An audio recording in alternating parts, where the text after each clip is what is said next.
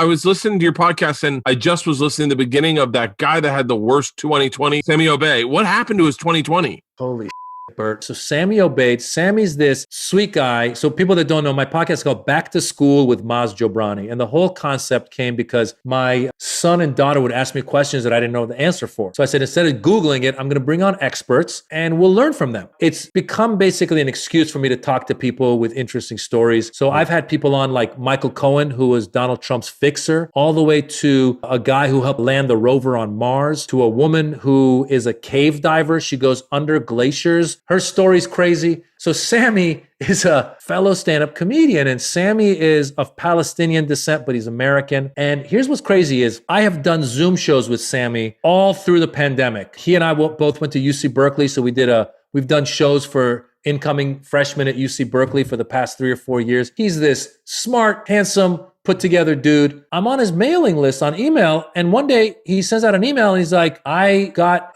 MS, multiple sclerosis in 2020. I'm like, what? I start reading it. And basically the gist of it is he started having these pains and this weird shit and like open a door and like his shoulder would crack. He couldn't figure out what's going on. And then he emails his doctor to set up an appointment, doesn't hear back from them and starts calling them. They're not responding, and then gets in touch with them 4 months later. And they're like, oh, that guy has disappeared. We don't know where he went. He's like, what? So then he finds a doctor on Google that's in his insurance because he has Obamacare, and she's got 1 star on Google. And then she sends him to go get tested, and it comes back that you might have MS. And he's like, what? So she's basically telling him he's got this disease that might kill him. And then it falls on him to go and do further research to find out it wasn't MS, but it was something else. In the meantime, he finds out that his father is cheating on his mother. I mean, it's the craziest story. As he told me, I go, this is a movie of what happened to you. And in the middle of all that, he thinks he got coronavirus.